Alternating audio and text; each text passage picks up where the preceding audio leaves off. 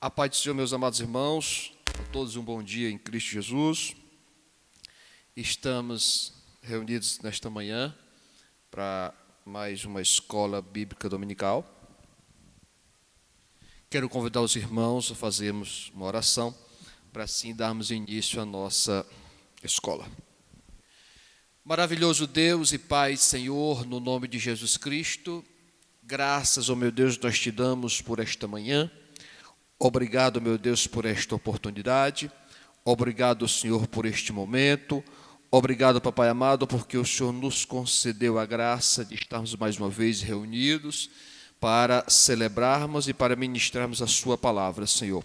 Toma nas tuas mãos os teus filhos, que se faz presente, e abençoa também, meu Deus, aqueles que estão em suas casas, que acompanharão esta live nesta manhã, no nome de Jesus Cristo. Meus queridos, eu quero justificar aqui a ausência do irmão presbítero Flávio.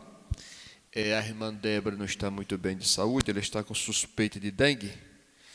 E esta é a razão dele não ter vindo nesta manhã, amém? Mas estamos aqui com o pastor Francimar e com o pastor Francisco Rodrigues, que nós estamos transmitindo a nossa escola dominical, que é a lição de número 9, de 31 de maio de 2020, e o tema desta manhã é o mistério da unidade revelada. Como nem todos os irmãos têm a revista, abra a sua Bíblia para que você possa acompanhar. Abra a sua Bíblia na epístola que Paulo escreveu à igreja de Éfeso, no capítulo de número 5.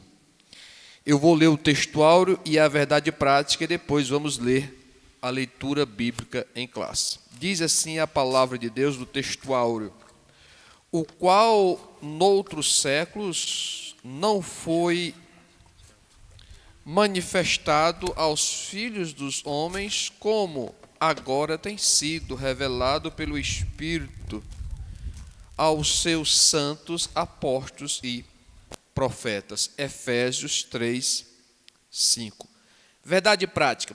Deus revelou o mistério que esteve oculto desde todos os séculos aos profetas e aos apóstolos no Novo Testamento. Leitura bíblica em classe, Efésios capítulo 3, do versículo 1 ao 13. Por esta causa, eu, Paulo, sou o prisioneiro de Jesus Cristo por vós, os gentios. Se é que tendes ouvido a dispensação da graça de Deus que para convosco me foi dada. Como me foi este mistério manifestado pela revelação, como acima eu pouco vos escrevi. Pelo que, quando lerdes, podeis perceber a minha compreensão do mistério de Cristo, o qual noutros séculos não foi manifestado aos filhos dos homens, como agora tem sido revelado pelo Espírito aos seus santos apóstolos e profetas. A saber que os gentios são co-herdeiros e de um mesmo corpo e participantes da mesma promessa em Cristo pelo Evangelho, do qual fui feito ministro pelo dom da graça de Deus que me foi dado, segundo a operação do seu poder. A mim, o mínimo de todos os santos, me foi dado esta graça de anunciar entre os gentios, por meio do Evangelho, as riquezas incompreensíveis de Cristo. E demonstrar a todos qual seja a dispensação do mistério que tendes desde os séculos esteve oculto em Deus que tudo criou. Para que agora pela igreja a multiforme sabedoria de Deus seja conhecida dos principados e potestades nos céus, segundo o eterno propósito que fez em Cristo Jesus, nosso Senhor, no qual temos ousadia e acesso por confiança pela nossa fé nele. Portanto, vos peço que não desfaleçai-vos nas minhas tribulações, por vós que são a vossa glória. Deus, obrigado, meu Senhor, por este texto. Obrigado, papai amado, por esta leitura. Obrigado, meu Senhor, por cada irmão, por cada irmã que nesta manhã nos ouve. Obrigado, meu Deus, pela vida do pastor Francimar, obrigado pela vida do pastor Francisco e obrigado, meu Deus, pela vida do irmão Guilherme, que nos auxilia nesta manhã mais uma vez, no nome de Jesus Cristo. Introdução. Paulo e os demais apóstolos, bem como os profetas do Novo Testamento, receberam por meio de Cristo a revelação do mistério oculto, que está em Efésios, do versículo 1 ao versículo 4. Nesta lição, estudaremos o conceito bíblico para mistério. Capítulo 3, versículo 4 e 6. Como esse mistério esteve oculto nas eras passadas, como o mistério foi revelado na nova aliança, e como ele foi pré-estabelecido por Deus e na eternidade. Efésios 3, 11. O primeiro tópico é o mistério oculto no Antigo Testamento. Eu vou passar a palavra para que o pastor Francimar possa discorrer sobre o tópico 1, subtópico 1, que é o conceito bíblico de mistério. Que Deus possa nos abençoar e que os irmãos das suas casas possam participar conosco, dizendo como que está chegando a imagem, o som, para que nós possamos melhorar, e também que os irmãos possam participar fazendo perguntas e responderemos dentro daquilo que for possível. O pastor Francimar vai discorrer sobre o item 1, subtópico 1, e após o pastor Francimar, nós vamos ouvir o pastor Francisco discorrendo sobre o tópico 1, subtópico 2. Francimar. A paz do Senhor para todos. Um bom dia a todos os nossos amados e queridos amigos que acompanham através desta live, aonde nós estamos tratando de um assunto muito importante, que é o livro de Efésios, ou da cidade de Éfeso. Um assunto bastante peculiar para os discípulos de Jesus. Como nós já estamos em uma lição onde vamos estar tratando sobre esse mistério revelado. Amém? Esse mistério revelado já é uma sequência de assuntos que a gente já vem discutindo. Então eu quero estar lendo esse tópico 1, onde diz sobre o conceito bíblico de mistério. Do grego mysterion. A palavra mysterion significa segredo ou doutrina secreta. Indica algumas verdades divinas que esteve oculta e passou a ser conhecida. Não se refere a algo misterioso que somente alguns poucos iniciados possam compreender, como ensinavam alguns adeptos do falso misticismo. Colossenses 2,18. Pelo contrário, no cristianismo significa uma verdade que esteve encoberta e agora foi desvendada em benefício de todos. Amém?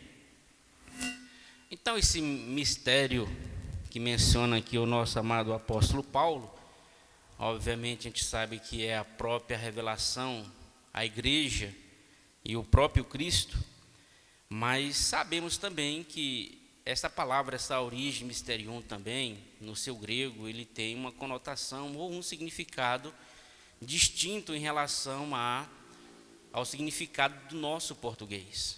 Porque esse mistério para nós é como se fosse secreto, sem ser sabido. É algo que, como se a gente tivesse sido pego de surpresa, né? E na verdade, esta palavra mysterium, no seu original, traz realmente que seria uma parcialidade. Porque para os judeus, esse mistério já havia sido iniciado.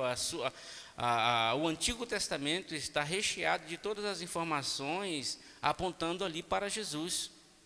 Eles aguardavam o Messias. A Bíblia diz que, em João, que ele veio para os seus, mas os seus não o receberam. Então, de certa forma, eles já sabiam algo, tá entendendo, em relação à pessoa de Jesus, a pessoa do Messias, do qual eles aguardavam. Agora, para os gregos ou gentios, aqueles que não faziam parte da linhagem judaica, obviamente aí tudo era um mistério. Então aí houve essa revelação, essa informação importante, né, para que tenhamos essa ideia do mistério, né, do mistério. Então ali estava sendo revelando a igreja, uma mega organização aonde se reunia ali toda a humanidade, ou todas as raças, todas as culturas, para adorar um único e exclusivo Senhor. Deus. Agora nós vamos para o subtópico 2. O pastor Francisco vai estar decorrendo sobre tópico 1, subtópico 2, o desconhecimento do mistério. Amém. Bom dia, paz do Senhor a todos. Como o pastor Francisco acabará de falar, é um assunto bom de se lidar e fácil de enxergar exatamente a questão da revelação. O fato é que nós estamos trabalhando hoje com o mistério revelado. O mistério revelado. E nós devemos entender que esse mistério revelado já havia o vislumbre, os vestígios de que assim seria. Isso ainda lá no Éden, quando a gente vê o diálogo de Deus com Adão logo após o seu pecado, logo após Adão pecar, o próprio Deus garantiu a Adão que da semente da mulher nasceria um homem perfeito, que com certeza iria resolver toda a questão do pecado. O tempo passa e a gente vê ainda na pessoa de Noé sendo um pregoeiro da justiça. Noé era um pregador do evangelho nos seus dias, e evangelhos são boas novas de salvação. Então, o que acontece é que a gente está abordando aqui, no caso desse subtópico que eu estou falando, um mistério desconhecido, ou desconhecimento do mistério. O fato é que não era tão desconhecido assim. A gente pode ver no Antigo Testamento os irmãos andando nas trincheiras do conhecimento e buscando mais de Deus, e querendo de Deus. E só se busca de Deus aquele sujeito que de Deus recebeu uma revelação especial para assim fazer. No próprio chamado de Abraão, Deus diz a Abraão que através de Abraão e da sua família, dos seus descendentes, todas as famílias da terra seriam abençoados. Ou seja, Cristo estaria nesse povo judeu, e esse povo com a obrigação de trazer cada dia melhor essa revelação de um Deus que se manifestou a Abraão. Então, os judeus tinham a missão e a função de evangelizar.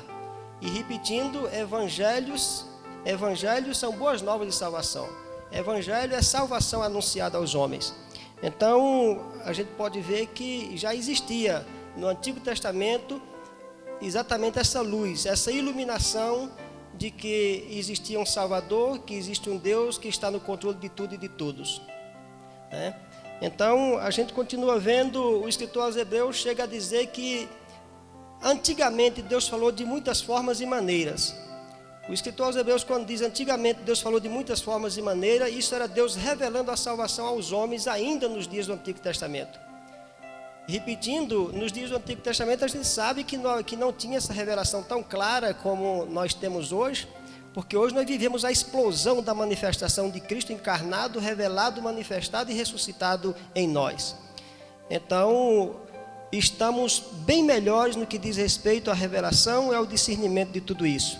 Mas os irmãos do Antigo Testamento, eles já vinham nessa expectativa e já acreditavam com certeza no advento e no nascimento de um Messias que seria e que é o Salvador de toda a raça humana. Amém. Graças a Deus. Nós agora vamos para o último subtópico, que é o subtópico 3, o mistério e os profetas da Antiga Aliança. Amém. O mistério e os profetas da Antiga Aliança. Os escritores do Antigo Testamento não apenas conheciam a respeito das bênçãos prometidas aos gentios, eles fizeram menção delas também. O que esses profetas não sabiam era como isso aconteceria, como também faria algo totalmente novo, que as barreiras raciais e religiosas seriam rompidas por meio de Cristo, que é judeus e gentios seriam um só povo integrante de um mesmo corpo, a igreja, o mistério oculto.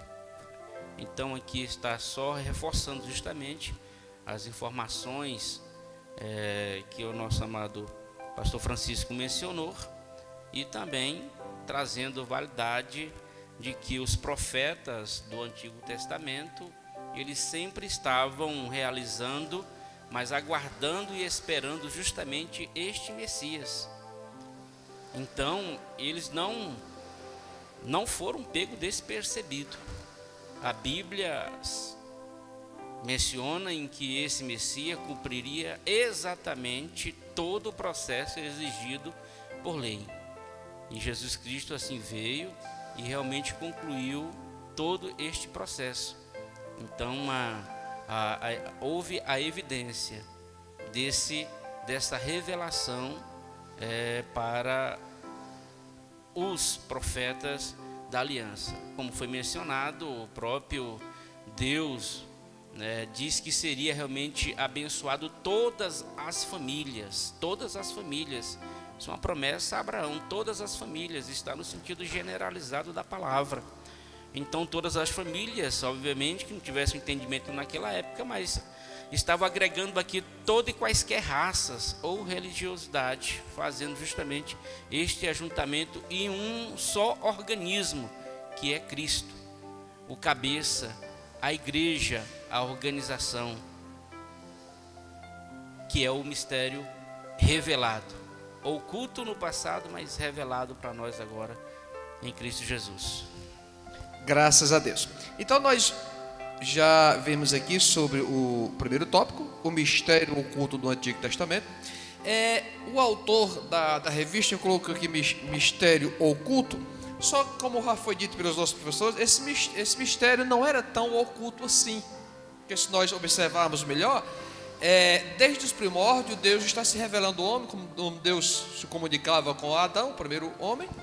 Depois Deus se relaciona com Noé, fazendo uma revelação extraordinária.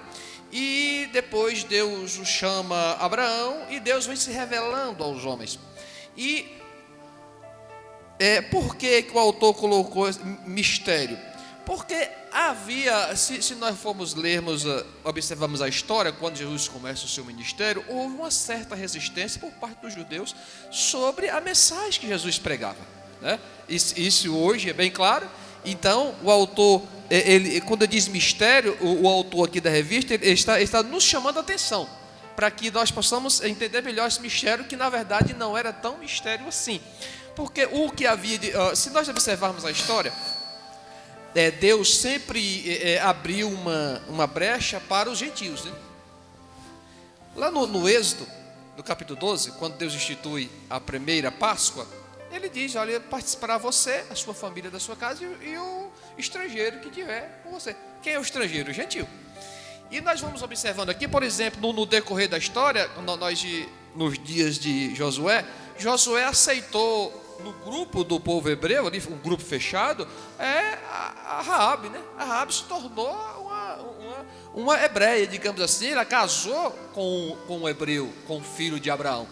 E mais na frente nós vemos Ruth. Ruth, ela foi inserida, ela quis, e não houve nenhuma rejeição por parte de Deus.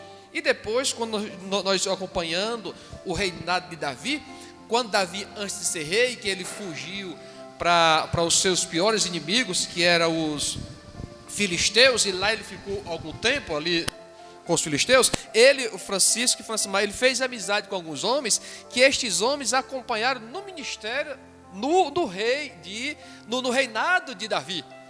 Davi tinha homens do seu reinado, homens 100% fiéis a ele, que era filisteu, que não era do grupo fechado ali. Então isso já nos mostra que desde aquela época já havia essa abertura. Alguns percebiam, como Davi percebeu isso, alguns percebiam como Josué percebeu isto, alguns percebiam como Noemi percebeu quando a sua nora Ruth disse: eu vou contigo. Ele: não, você não pode ir, porque o nosso Deus não aceita você. Não. Noemi entendeu que a graça de Deus não era só para eles. Então, já havia por parte de alguns. Quando Jesus começa a pregar, qual foi a maior rejeição do ministério, do evangelho que Jesus pregava? Mas que negócio é esse? Você é judeu ou o que é? Que mensagem é essa que você está trazendo? Por que você está pregando aí na Galileia dos gentios? Por que você não vem pregar para nós que somos judeus? E depois isso ficou mais forte ainda, quando Jesus morre, ressuscita, é assunto ao céu, que os apóstolos ficam em Jerusalém e o Senhor chama Paulo, né? E o Senhor chama Paulo para pregar exatamente aos gentios. Aí Paulo aqui em Efésios diz: foi a mim revelado esse ministério. Quer dizer, foi a mim confirmado, a mim e aos profetas, que Deus não é só dos judeus. A salvação não é só para os judeus. A promessa é para todos aqueles que crê em Deus, seja ele judeu ou seja ele gentil ou qualquer coisa assim. Para nós foi uma maravilha, porque eles já tinham a promessa da salvação, mas para nós, Francisco e Francimar, não tinha nada, né? Não tínhamos nenhuma esperança. E o Senhor aqui abre essa brecha, essa porta, escancara aqui essa porta, dizendo: pode vir todo judeu, grego, gentil, inteligente, não inteligente, sábio, não sábio, pode vir a todos, porque eu quero salvar a todos, a minha graça alcança a todos. Então, este aqui foi o primeiro tópico. Nós agora vamos entrar no segundo tópico, mas antes de entrar no segundo tópico, eu quero fazer menção aqui de alguns irmãos que estão nos acompanhando. Estão nos acompanhando aqui o presbítero Flávio, a irmã Débora, o pastor Ézio, a irmã Jana, o irmão Tyson, e são estes os irmãos que estão nos acompanhando. Que você que está nos acompanhando na sua casa possa dar um oi aí para os irmãos que ainda não estão online, que eles possam nos acompanhar e que os irmãos possam nos fazer perguntas. As perguntas, elas são bem-vindas e ela vai nos ajudar. Então, no tópico 2 diz assim: o mistério revelado no Novo Testamento. Quer dizer, esse mistério agora ele é escancarado no Novo Testamento. Outro texto que eu gosto muito, de João, do Evangelho de João, no capítulo 10, que Jesus disse: olha, eu tenho este rebanho aqui, que são vocês, e está dizendo: eu tenho este rebanho que são judeus, e tenho outro rebanho que serão pastoreados. Eles ouvirão o meu Evangelho, aceitarão o Evangelho, e aí haverá o rebanho. E onde tiver o rebanho, haverá um pastor. Então, o pastor Francisco vai falar sobre o tópico 2, subtópico 1, e depois o pastor Francimar no subtópico 2. Francisco. Pois bem, o Rogério estava falando agora a respeito, voltando um pouco, até porque o assunto é abrangente, a respeito da salvação para todos os homens, e esta é a pura verdade. A graça de Deus, ela nunca se ocultou dos homens, até porque se a graça fosse algo para se viver agora somente depois do nascimento e morte e ressurreição de Jesus, então a graça teria ficado devendo aos irmãos do Antigo Testamento. E esses podiam muito bem fazer as suas alegações na eternidade, porque não tiveram a oportunidade de conhecer ou de alcançar essa graça, ou de viver essa graça. Então a graça de Deus, ela é manifestada a todos os homens. E ela é no presente, porque a graça não foi e não será. A graça é. A graça não existe tempo que possa conter, sustentar a graça ou dar parâmetros para isso. Eu gosto até de dizer que nós somos dispensacionalistas, muitos de nós somos dispensacionalistas, e nós temos nas dispensações a graça como uma das plataformas, né? Mas na verdade a graça não pode ser uma dispensação. A graça é a plataforma sustentadora de tudo e de todos, né? Então, se eu pegar a graça como uma dispensação, como um período a se viver, como uma fase da vida a se descobrir, eu estou trabalhando de forma a reduzir o entendimento da salvação, né? Então, a própria rainha de Sabá, como o pastor Roger esteve mencionando aqui, ela foi alcançada numa outra região, numa outra nação, porque ouviu falar das grandezas do Salomão, mas não da grandeza de Salomão em si. Ela ouviu falar de um Deus que operava em Salomão, né? Essa rainha de Sabá, a história conta muita coisa. Ela tem um filho com Salomão e esse rapaz vai habitar exatamente no Egito. E no Egito esse rapaz é príncipe, né? Ele é um príncipe evangelizador. No Egito, muito antes de qualquer um outro pastor chegar, já existia o filho de Salomão pregando por lá e tudo mais. Isso é questão da história. Se a gente disser, onde é que está na Bíblia isso? Não, não está na Bíblia, é questão de história, né? Pois bem, então agora nós temos o mistério revelado do Novo Testamento, né?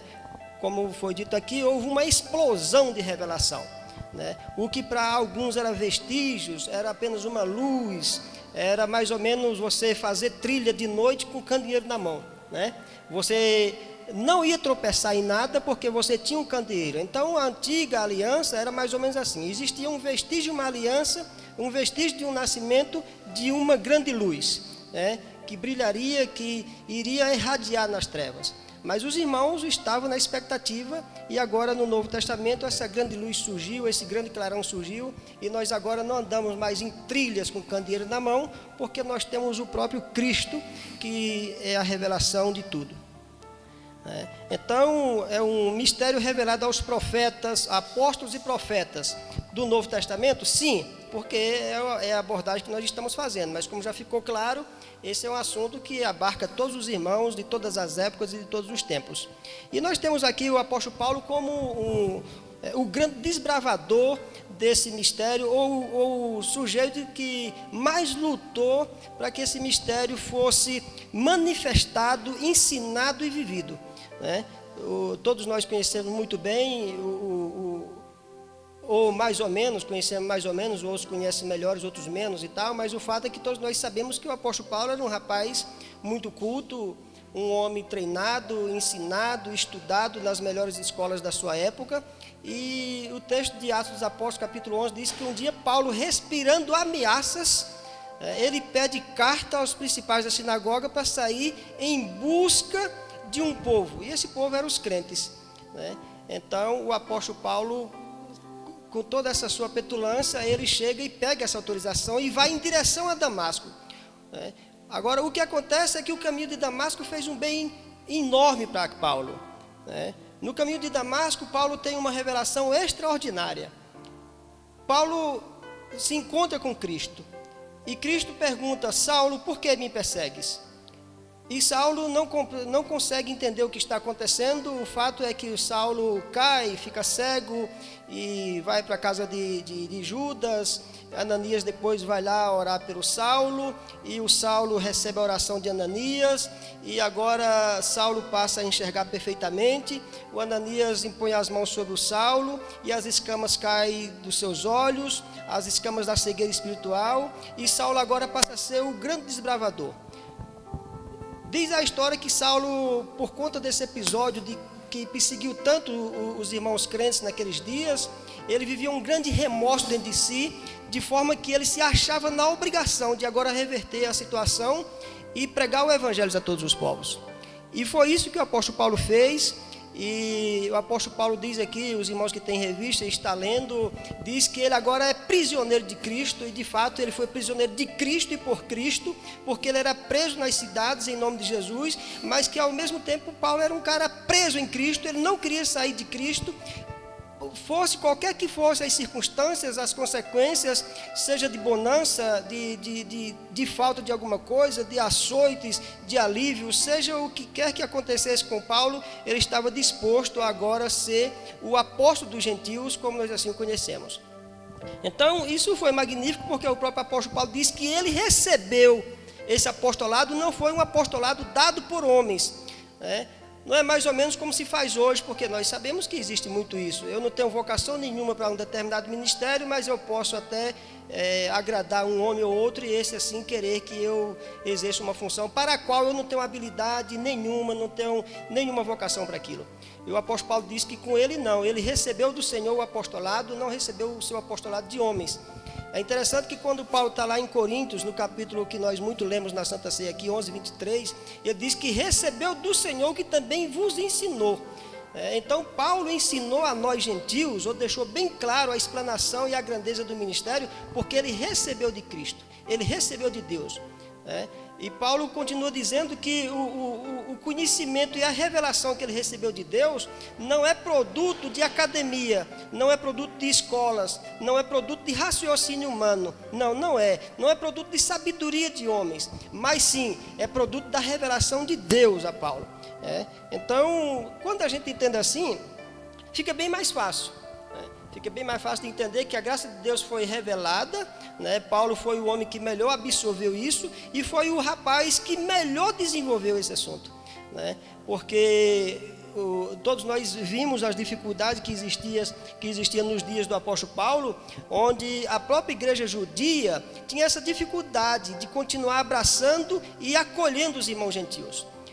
O episódio lá da casa de Cornélio deixa isso muito claro, quando o apóstolo Pedro vai à casa de Cornélio e o apóstolo Pedro fica entusiasmado com o que ali viu. O Pedro chega na casa de Cornélio e diz: caramba, agora eu vejo que realmente Deus não faz acepção de pessoas. Por quê? Porque quando Pedro prega na casa de Cornélio, Cornélio aceita o batismo juntamente com a sua família, é batizado com o Espírito Santo e o dom do Espírito se manifesta naquela família, se manifesta naquela casa. E esses não eram judeus. E o apóstolo Pedro fica assim, fica entusiasmado com aquilo e de fato Deus agora não faz acepção de pessoas, mas não foi a realidade de Pedro depois. Todos nós sabemos que Pedro se entusiasmou com aquele momento, se entusiasmou com o que viu ali, mas depois ele tende a voltar ao judaísmo. O apóstolo Paulo não, ele encara sem medo de açoite, sem medo de cadeia. Foi o cara que mais foi preso, foi o pastor que mais foi preso na vida. Toda viagem que fazia o barco afundava. Toda viagem que fazia o barco afundava. Era até ruim viajar com Paulo. Imagina, se naqueles dias, se fosse hoje tinha morrido, porque pastor hoje vai de avião, se lascou, caiu, afundou. Então Paulo fazia uma viagem, o navio afundava. Paulo chegava num lugar, era peia, e era um sofrimento terrível, mas em momento nenhum ele abriu mão. Foi um homem que lutou até o fim. E hoje nós vivemos essa maravilha da graça revelada e manifestada de uma forma bem clara, através dessa figura maravilhosa que foi o apóstolo Paulo. Graças a Deus. Nós vamos agora para o tópico 2, subtópico 2, o mistério oculto revelado. Pastor Francisco. Glória a Deus. O capítulo 3, que é justamente o capítulo que nós estamos discorrendo agora, onde tem essa essência do apóstolo Paulo, para, com tanto amor e tanta dedicação, mostrar e demonstrar aos gentios. É interessante observar que o cunho, amados irmãos, desta carta, ela é aos gentios.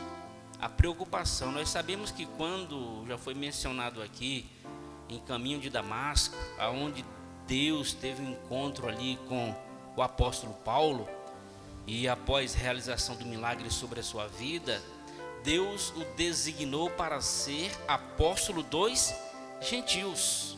Então ele tinha uma missão de levar a palavra além realmente dos limites do judaísmo. Então para isso foi que foi mencionado, foram muitas divergências, muitas lutas, muitas resistências, mas de maneira alguma ele abriu mão de fazer, fazer essas viagens missionárias. A viagem missionária 1, 2 e 3, e da qual nesta cidade de Éfeso ele passou o maior tempo, com muita dedicação ali, ensinando, discipulando, orientando, trazendo justamente a convicção do processo da revelação. Ele mesmo menciona no capítulo 3, no início, ele fala o seguinte: olha, eu sou prisioneiro de Jesus Cristo. Ele, em momento algum ele falou que era prisioneiro de César ou de Nero.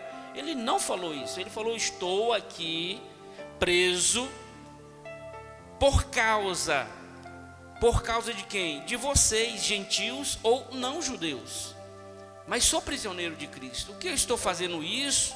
e não quero que vocês ignorem que ele fechando lá justamente do capítulo 3, que isso aqui é minha vanglória, isso aqui é a minha vocação, isso aqui é a minha esperança. E aí quando ele vai discorrendo o texto, a Bíblia diz que ele mostra todo o plano. A carta aos Efésios, e a carta aos Filipenses, e a carta aos Colossenses, elas são essas cartas praticamente no mesmo período. Elas foram realmente elaboradas quando estava na prisão, e elas tinham praticamente o mesmo cunho, a mesma informação. Por isso que é interessante fazermos uma leitura das três simultaneamente, e a gente vai agregar mais conhecimento e mais informação do que ele quis dizer, tanto para Éfeso, quanto para a igreja de Colosso, como também para a igreja de Filipe. E é interessante que havia um plano, e esse plano ele estava discorrendo. Se vocês observar no verso de número 3, do capítulo 3, ele diz o seguinte, olha: e como por revelação, a volta de Jesus, estamos aqui preparados, em nome de Jesus.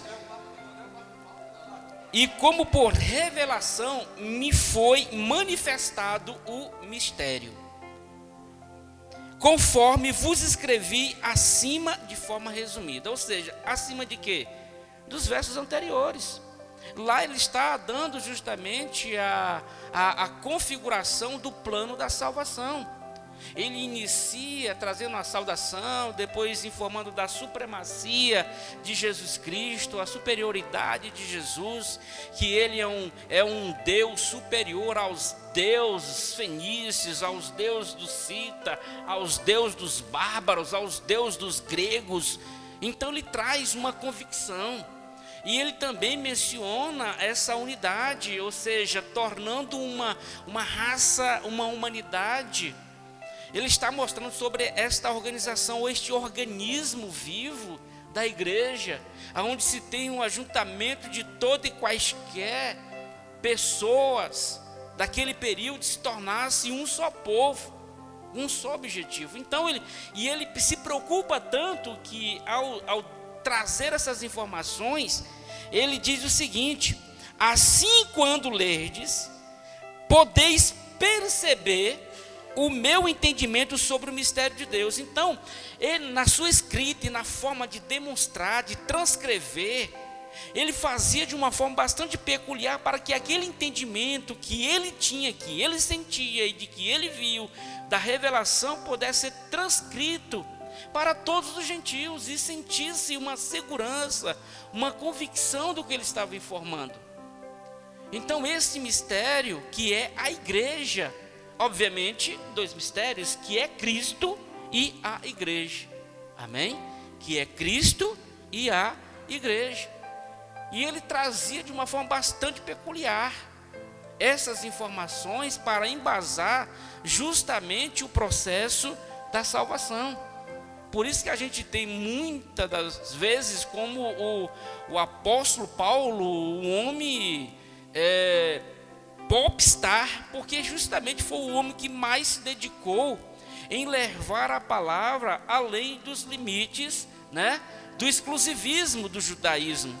Porque naquela época a igreja ela nascera como cristã judaica, era composto simplesmente de cristãos judaicos, mas que dentro dessa igreja cristã judaica existiam aqueles que aceitavam 100% a mortificária de Jesus, mas existia uma parcialidade que queriam adicionar a lei mosaica ainda, teriam que complementar, e vocês vão ver isso justamente nesta igreja, a dificuldade que se colocava esses crentes para aqueles gentios que aceitavam Jesus. Eles queriam realmente que fizesse circuncisão, queriam que realmente fizesse alguns processos ritualísticos, cerimoniais, para que pudesse dar condicionamento ou complementação da morte de Cristo. E é tanto que o apóstolo Paulo, ele estava muito preocupado justamente com os gentios. É aquilo que eu falei no início. Porque o mistério, parcialmente, porque a palavra mistério, para nós, ela tem um sentido fechado, é mistério, é isolado, é secreto. Mas lá no original ele era uma parcialidade. Os judeus tinham o conhecimento, ou tinham os vestígios da manifestação que veio através de Cristo. Mas os gentios não tinham esse entendimento nem conhecimento. Eles não sabiam. Os judeus já sabiam que eles eram herdeiros de Deus. Não é verdade? E aí, Paulo diz o seguinte: vocês agora serão adotados. E outra coisa, vocês vão ter os mesmos direitos que os israelitas. Pronto, é isso. Então ele se preocupa muito em transcrever esta revelação ao povo gentil. Graças a Deus. Agora chegamos ao terceiro subtópico, que é a magnitude do mistério. Francisco. A magnitude do mistério é muito interessante a gente ver. Esse mistério do qual nós estamos falando aqui é a Igreja de Jesus. Esse é o mistério revelado. Esse é o mistério revelado. O mistério aqui não é Jesus. O mistério aqui é a Igreja de Jesus. E agora é um mistério revelado a todo mundo. É exatamente esse amálgama, essa junção de todos os povos, essa junção de tudo em Cristo. É exatamente tudo terminar onde começou. Tudo começou em Deus, em Cristo, lá no princípio, como diz Moisés, no Gênesis. Então, tudo começou em Cristo e tudo terminará, ou tudo se consumará em Cristo. Não existe uma outra alternativa. Não existe alternativa para isso. Tudo culminará e com certeza será consumado em Cristo. O fato é que agora a gente vive a magnitude do mistério, a grandeza do mistério, a importância, a relevância desse mistério. Como a igreja ficou importante agora, como a igreja agora assume, sabe, um papel extraordinário na sociedade. A igreja atual, a igreja atuante. Isso já era para ter vindo de muitos anos, repetindo. Quando Abraão foi chamado, ele foi chamado com esse fim, foi chamado com esse objetivo, de fazer um ajuntamento de todos os povos que haviam pecado. Todos pecaram, diz Paulo, e estão destituídos, afastados, expulsos, não aguenta, não suporta estar na presença de Deus. O nosso irmão Abraão fez um bom trabalho. Quando a gente chega em Jacó, o seu neto, a gente já vê a coisa desandando. Cada um na sua época, cada um com as suas dificuldades. A gente está aqui apenas apresentando as dificuldades, as quais nós também temos hoje as nossas deficiências. Então, a gente não conseguiu ver a magnitude, a grandeza do judaísmo fazendo exatamente esse ajuntamento de todos os povos. O que aconteceu foi um afastamento de todos os povos. Como o Francimar falou lá no primeiro tópico do início da lição aqui, o judaísmo se achava exatamente donos ou guardiões de Deus. Eles distribuíam e davam a quem queria. E na verdade eles não queriam, porque eles se achavam os extraordinários, porque receberam de Deus uma visão ou uma promessa maravilhosa em Adão. E esse negócio se estendeu por muito tempo. Aquele chamado era provisório, aquilo não era definitivo, aquilo não podia entrar para a eternidade, aquilo não existe. Não existe um sangue da circuncisão ser superior ao sangue da redenção, que é o sangue de Cristo. Então os caras ficaram o tempo todo amarrados nesse negócio. Não, eu sou circuncidado, e daí? Não, eu sou circuncidado, o que acontece? Não, é que um dia me cortaram, me feriram, me marcaram, e eu tenho uma marca, então eu derramei um sangue. Sim, mas esse sangue seu aí é muito nada, é exatamente nada para a magnitude, para o tamanho da grandeza que há de ser revelado e manifestado, que é o sangue que redime todo homem. A igreja agora toma posse e passa a entender assim. E passa a ver a magnitude do mistério, ou o quanto ela é importante quando exerce esse mistério, quando exerce esse ministério, revelado agora nesse mistério. Porque agora a igreja tem um ministério, que é exatamente o ministério da inclusão de todos os povos. Não é o ministério de eu ser especial e o meu irmão ali que ainda bebe, ainda é um viciado e tal e tudo mais, que eu sou melhor que ele. Não. Ele é igual a mim. Esse é o ministério da inclusão. Então nós estamos falando de um mistério que foi revelado e esse mistério amadureceu um ministério que é exatamente o ministério da igreja. Que no passado não era tão fácil assim porque estava muito preso a etnias. A gente vê aqui agora que as etnias, os grupos religiosos, as classes sociais, eles eram muito extrativistas. Então quem tinha direito, até há pouco tempo, agora ainda já na era cristã, ainda era assim. Nós devemos entender que a revelação ela é progressiva. Os irmãos lá do primeiro século, nós estamos hoje bem mais à frente que eles, porque a revelação é progressiva. Então, esse mistério revelado e esse ministério adquirido, à medida que o mistério foi revelado aos homens, ele adquire uma grandeza muito grande, que é exatamente o ministério da igreja em receber todos os povos, onde classe social, onde grupos étnicos, onde grupos religiosos que são muitos, não vale nada, não tem validade nenhuma. O que acontece é que agora nós devemos entender que Cristo é o Salvador de todos os homens, que a nossa salvação é produto do sacrifício de Cristo. A nossa salvação não é produto de religião. O escritor aqui da nossa revista diz que isso é uma coisa que os líderes da igreja do primeiro século ou da igreja primitiva não conseguiam entender. Ele foi muito generoso quando ele diz que essa era uma questão que os irmãos do primeiro século não conseguiram entender. Ele foi muito generoso. Porque na verdade nós sabemos que ainda é uma barreira nossa. Ainda é uma barreira nossa. O que acontece é que nós temos uma formação teológica. E essa formação teológica ela vem de várias linhas de pensamentos. Então eu coloco uma série de textos bíblicos no liquidificador, bato e faço uma grande vitamina. E aí aquilo eu chamo de teologia. O Francimar, que ele é de uma igreja tradicional, se fosse o caso, ele colocaria uma série de outros textos e batia e fazia a sua teologia. Aí vem um sujeito e faz uma teologia, e faz outra, e faz outra, e faz outra. E no final, quando a gente vê tudo isso, são barreiras que impedem a salvação dos homens. Porque eu começo a criar condições dificultosas, onde na verdade agora, o que acontece agora, é que a gente vê aqui a magnitude desse mistério, é que Cristo é o Salvador de todos os homens. Não existe mais essa questão de dizer, não, mas e como é que fica fulano, e como é que fica salvo? Cristo é o Salvador dos homens. Agora a gente fica preso em ideias, né? Fica preso em ideias. Conta uma história engraçada, a gente tem história para tudo. Diz que tinha 2 crentes expulsando demônio, pastor Oswaldo. E um era assembleiano e outro era presbiteriano. E foram expulsar um demônio. E estava lá expulsando esse demônio. De repente um olhou para o outro e falou, você congrega onde? O cara falou, eu congrego na presbiteriana. Oxe, eu sou da assembleia. Aí abandonaram o demônio e começaram a discutir. Começaram a brigar a teologia. O fato é que o demônio ficou de lado olhando e dizendo, aí, como é que fica? Os caras estão discutindo besteira.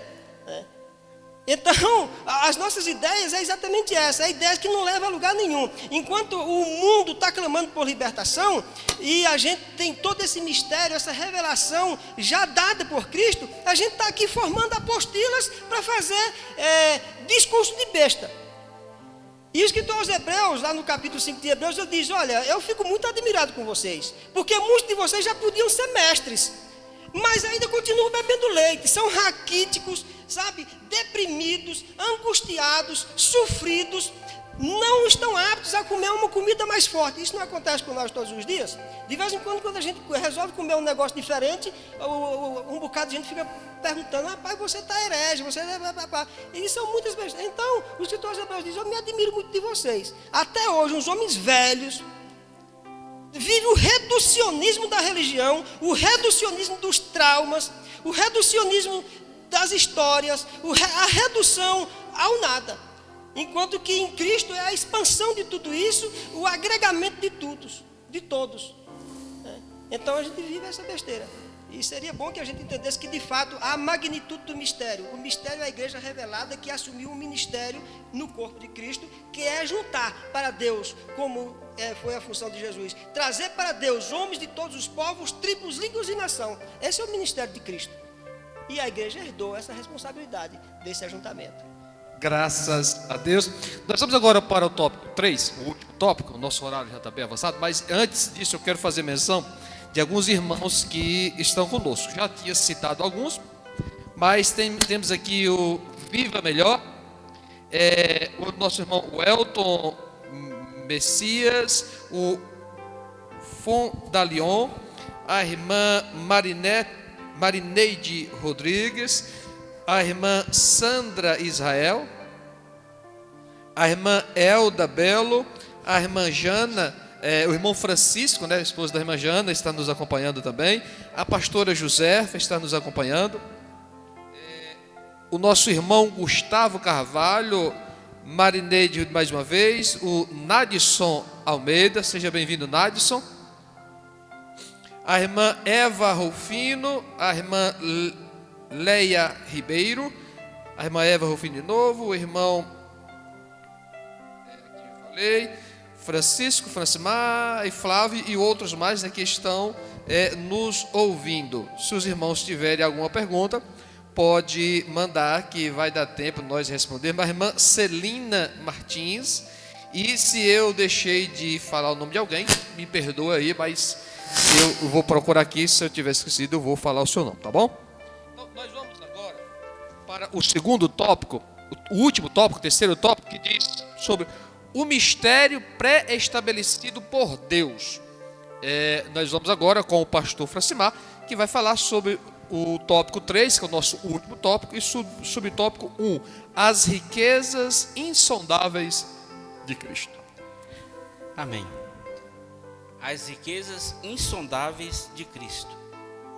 Quando nós lemos o texto, que está no verso de número 8 do capítulo 3 de Efésios, que diz o seguinte: embora eu seja o menor dos menores de todos os santos, foi-me concedido a graça de proclamar ao gentio as insondáveis riquezas de Cristo.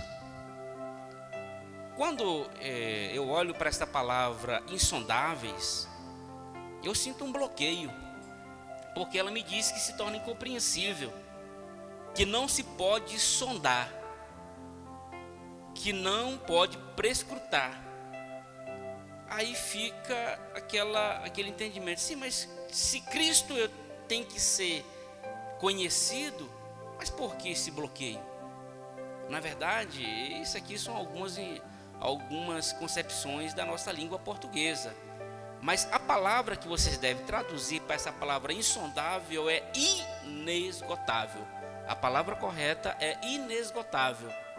Então, é concedido a graça de proclamar aos gentios as inesgotáveis riquezas de Cristo. Quanto mais, ninguém aqui sabe mais, ninguém é melhor do que outro, porque quanto mais você busca de Deus, mais se tem. Para fazer até uma analogia, é como se você quisesse passar a sua vida inteira com um baldinho na mão, lá na praia, tentando tirar a água do mar. É esse sentido que o apóstolo Paulo quis dar aos gentios. Essa riqueza, essa profundidade inesgotável de todo enriquecimento. E mais na frente ele vai falar que a igreja, ela é a multiforme sabedoria de Deus. Essa multiforme também, na época, ela era conhecida como multicores.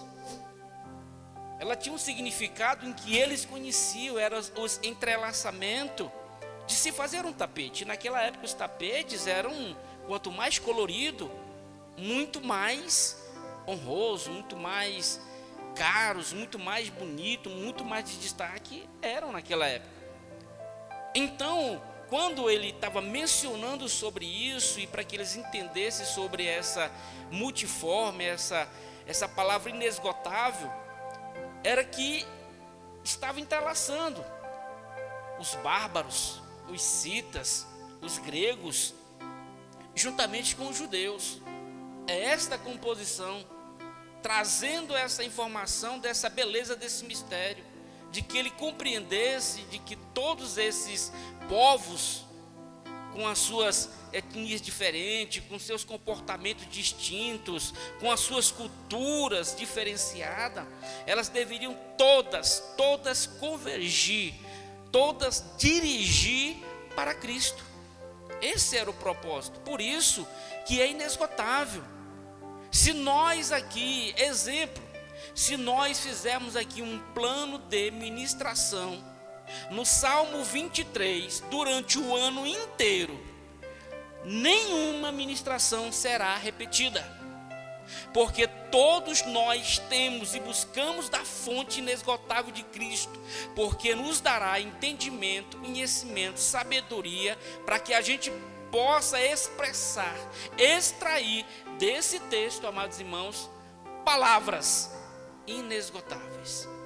E Cristo, amados irmãos, é formidável, é magnífico quando nos coloca nesta condição de buscarmos dessa fonte inesgotável.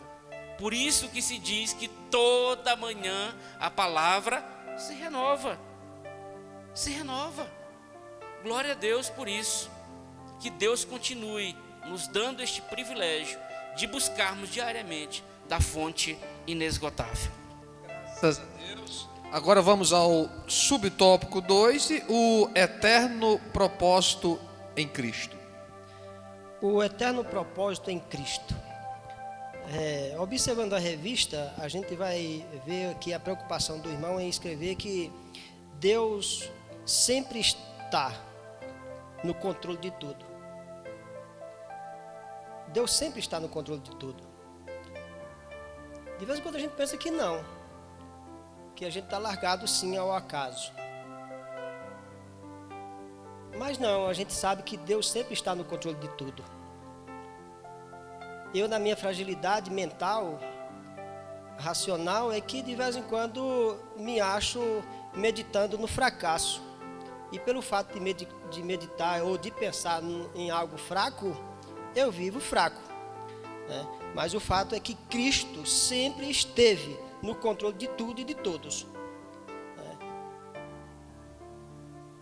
E Cristo, estando no controle de tudo e de todos, Ele sabia da nossa fragilidade, Ele sabia da nossa possibilidade de pecado, Ele sabia que a gente ia pecar. Ele não tinha dúvida disso. Quando Ele chamou à existência um sujeito que não existia fisicamente, mas existia no plano dele, Ele conhecia dentro do seu projeto um sujeito fraco, que era Francisco. Ele conhecia no seu projeto um sujeito que fracassaria. Mas mesmo assim Ele chama à existência um sujeito que não existe e esse passa a existir. E quando existe, existe com a mesma capacidade de decepcionar. E essa capacidade de decepcionar é que faz com que os homens pensem que eu fui criado assim e que Deus não tem controle, porque Ele podia muito bem me robotizar e me deixar fazendo exatamente o que estava programado a fazer. E na verdade não é assim, porque eu não nasci pronto, né? O homem não nasce pronto. Quem nasce pronto é o passarinho, né? Quem nasce pronto é o gato. O gato nasceu para ser gato, ele não precisa inventar mais nada, que ele vai ser gato a vida toda, né? O beija-flor não precisa inventar nada. Por mais que ele inventasse, ele nunca conseguiria deixar de ser beija-flor. Ele nunca vai ser tucano. Pode ter até um bico grande, mas só vai ser um beija-flor. E vai voar para trás de vez em quando ele quiser e tal. E o tucano pode ter, não consegue.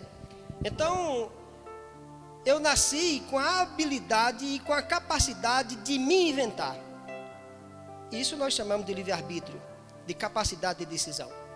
Mas o fato é que, mesmo diante de tudo isso, mostra que Deus não perdeu o controle, Ele está no controle de tudo.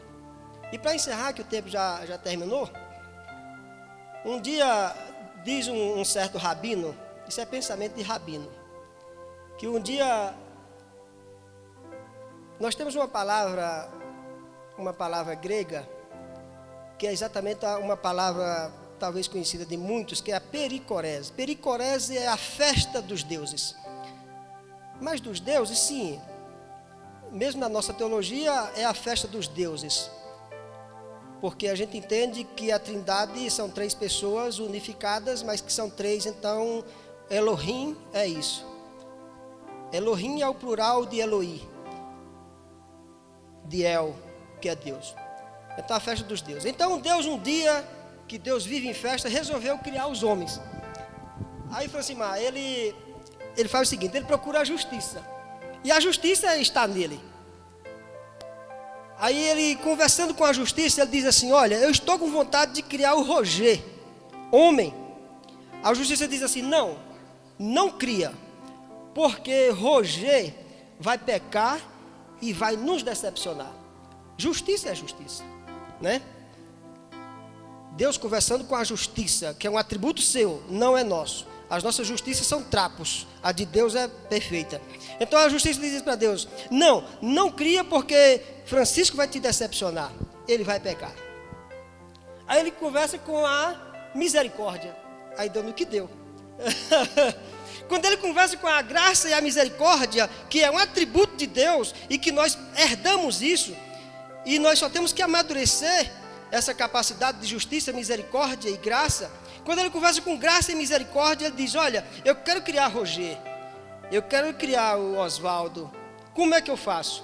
A graça e a misericórdia diz, pode criar.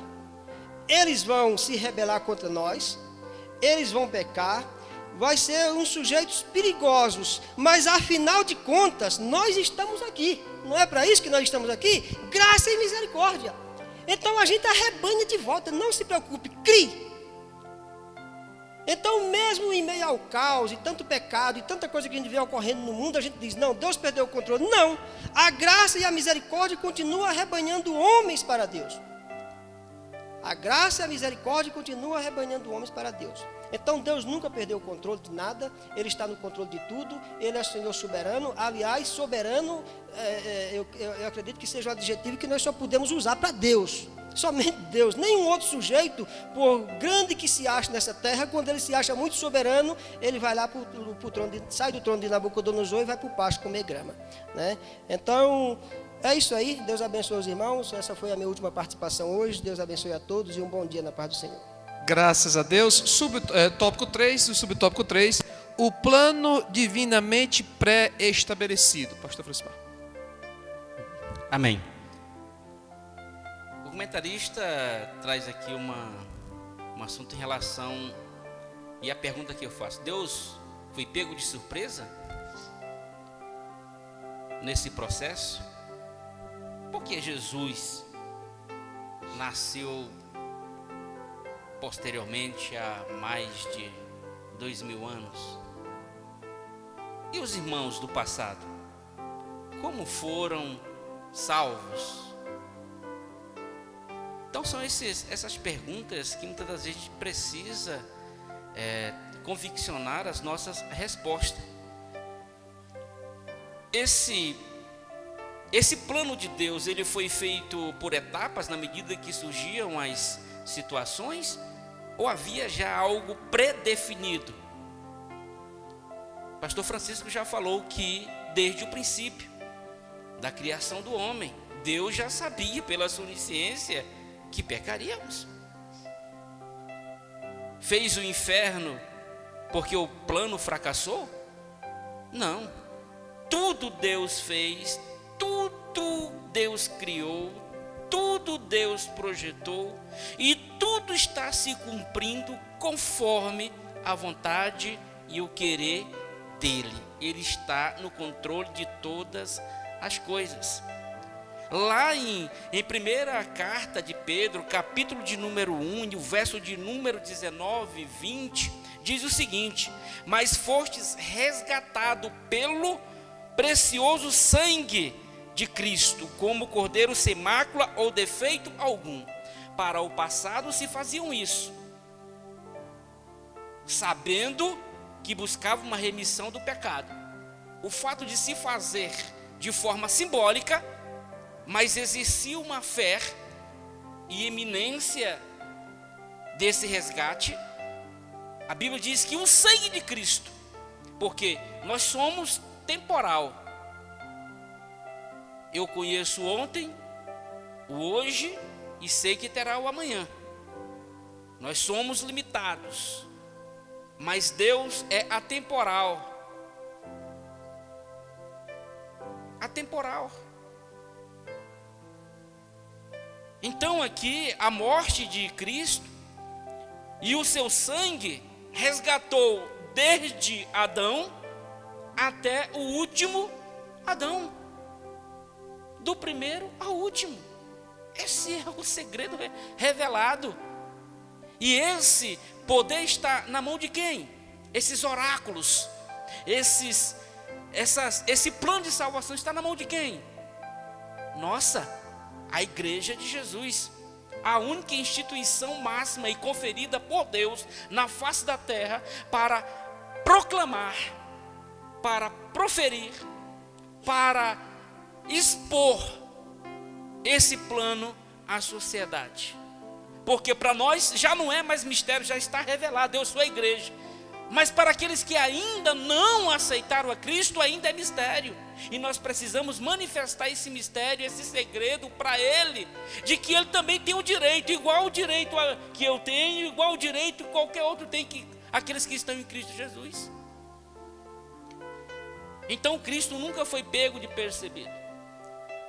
O seu plano foi pré-estabelecido, como diz o próprio texto aqui, em 1 Pedro capítulo 1 e o verso de número 20. Conhecido, de fato, antes da criação dos mundos. Porém, revelado nesses últimos dias, nesses tempos, em favor de vocês. Pronto. Não foi pego despercebido. Não tem plano B. Deus não tem plano B. Nem C, nem D. O plano dele é único. É plano A. Porque isso já foi projetado desde a fundação dos tempos. Agora revelado em uma época oportuna. Mas por que revelado somente quase 2000 e tantos anos posterior? Aí devemos analisar o fundo histórico, distanciamento, divisão de línguas, muitos nômades, clãs separados, reinos divididos. E aí a gente vai analisar por que no Império Romano, porque o Império Grego fez toda uma projeção helenística de língua, mais fácil de comunicação. O Império Romano entrou com infraestrutura, estradas, organização, tem essas facilidades. Trouxe as grandes cidades de portos, de reuniões, de comércio, facilitação justamente da propagação do Evangelho. Tem esse propósito. Então, nós somos o revelado de Deus, a igreja de Jesus. Cristo a cabeça e a igreja o seu corpo, presente no século 21, propagando a palavra de Jesus. Que Deus continue abençoando. Agradeço oportunamente por essa oportunidade de estar compartilhando da palavra de Jesus aos vossos corações. Que Deus continue abençoando. Graças a Deus. Antes de eu passar para o pastor Oswaldo, eu ainda quero a ajuda do Francisco e do pastor Francimar. Também quero fazer menção aqui da irmã Francisca Francileda, que está nos acompanhando. Eu tenho que mencionar esse nome, porque senão eu posso ficar sem o almoço. Mas a irmã Francisca Francileda está também nos ouvindo, acompanhando. E os demais, eu creio que já falei todos. Mas nós temos uma pergunta aqui que o pastor Flávio enviou, que eu vou responder em 20 segundos. E o pastor Francimar também vai responder. E o pastor Francisco, ele pergunta aqui, o que é o mistério revelado? O mistério revelado aqui, que eu entendo, é o amor de Deus, que não é apenas para um grupo, mas para todos. Já foi dito aqui, o amor de Deus, ele é insondável. Nós devemos meditar, mas não queira conhecer e saber a profundidade do amor de Deus. Não existe limite. Esta é a verdade. Procuraram um sábio, ô Francisco, já que o senhor é sábio, me responda. Defina para mim o amor de Deus. Perguntaram para o sábio. Aí o sábio disse: se todas as árvores do céu fossem folha, e toda a água do mar fosse tinta, mesmo assim não se daria para escrever, dimensionar o amor de Deus. Não existe. É uma compreensão anti-humana.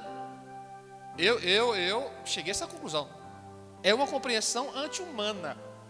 A misericórdia, porque quando a gente fala do amor de Deus, aí nasce a misericórdia, aí nasce a bondade, aí nasce a longanimidade, que a longanimidade é aquele que não tem pressa em terminar, é longo, é a bondade, é a temperança, é a longanimidade de Deus.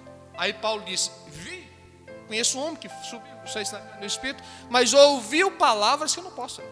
Ouviu coisas que o homem não imagina, imaginável ao ser humano. Então, pastor Francisco, você tem 30 segundos para responder. O Francisco tem mais 30 segundos para complementar aí. E depois eu passo a palavra para o pastor Oswaldo, que vai fazer a sua conclusão. O mistério revelado é Cristo e a igreja. Hoje nós temos uma ideia do que é a igreja. Mas na época em que o apóstolo Paulo quis transferir essa informação, era uma organização única, um ajuntamento de todas as raças, de todas as etnias, de todas as línguas, de todas as culturas, e que tivessem o mesmo cunho, o mesmo propósito: sentir a liberdade e o amor divino deste Cristo apresentado, deste Deus apresentado a eles. O mistério revelado, como disse o Francimar, é exatamente esse ajuntamento de todos os homens, formando um ministério eclesia.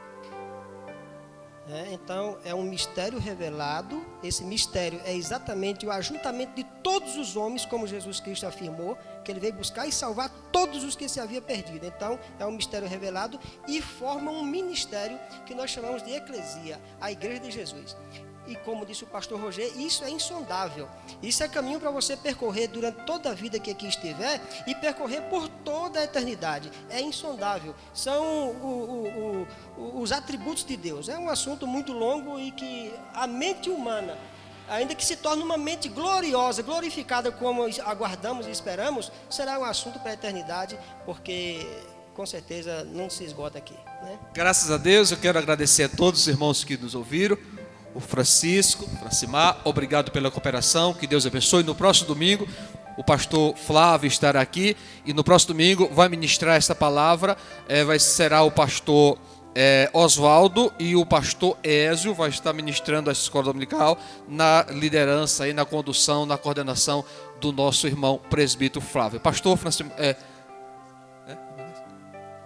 Glória a Deus. Queridos, vamos estar orando, né? Nesta manhã, agradecendo a Deus por mais uma lição maravilhosa que esses três homens de Deus ministraram para nós hoje. Tenho só que agradecer a Deus por esta revelação maravilhosa que Ele nos trouxe, por este segredo oculto, né?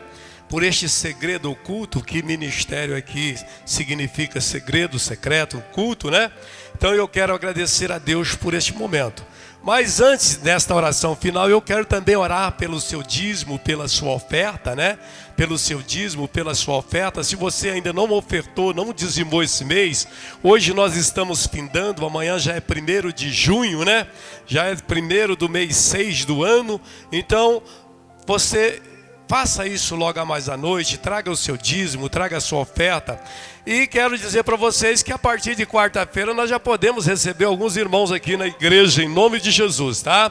O decreto de nosso governador já dá essa autorização para que nós possamos receber vocês aqui na quarta-feira, às 20 horas, no culto de doutrina. Então eu conto com vocês, voltando, aquele que não está no grupo de risco. E mesmo eu estou no grupo de risco, mas eu acredito acredito muito no meu Deus, viu?